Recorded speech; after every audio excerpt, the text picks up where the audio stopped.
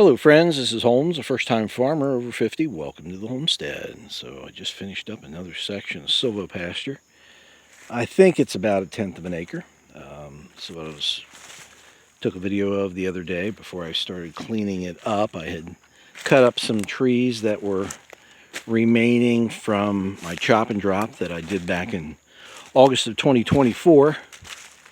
And so what I did the other day was clean all of those trees up, and then I did some weed whipping right here in this area. You can see the road that runs through there, if you want to call it a road. Just the path that we take when actually the neighbors take when they're coming back to cut up firewood. But yeah, here's the rest of it. I just finished weed whipping it a short time ago. It did not take nearly as long as I thought it would.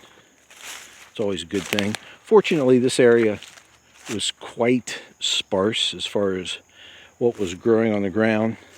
A little bit of grass, mostly just little tiny seedling trees, and there were not very many saplings on which I needed to use the loppers, so that's always a good thing.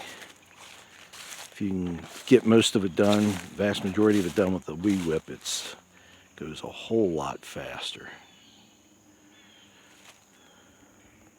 So that's looking north up toward the road. House is toward the left side of the screen there.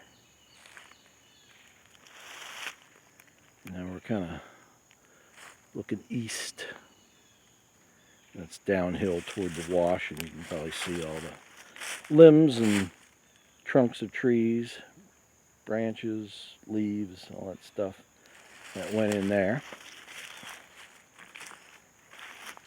Still have some clearing of trees to do.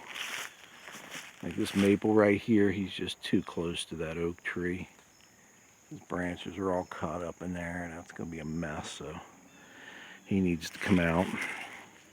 Have a hickory over here, and then there's a maple right there.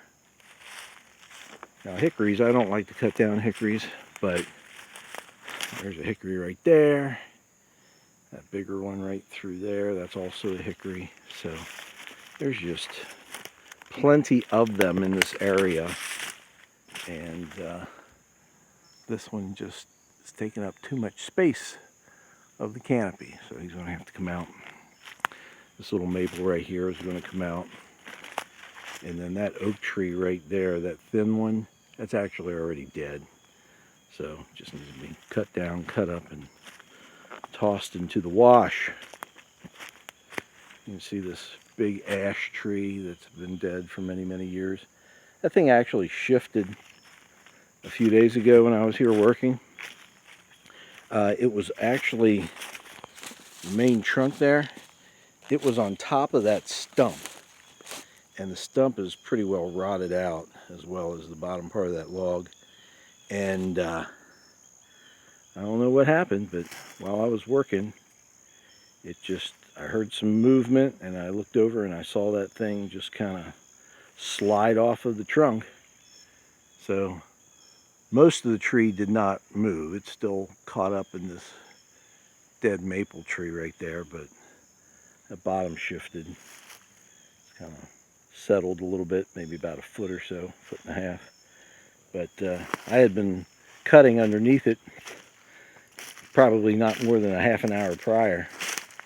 So nothing would have happened if I had been under there, but it definitely would have freaked me out. Kind of freaked me out no matter what. Just being in the vicinity. That's big.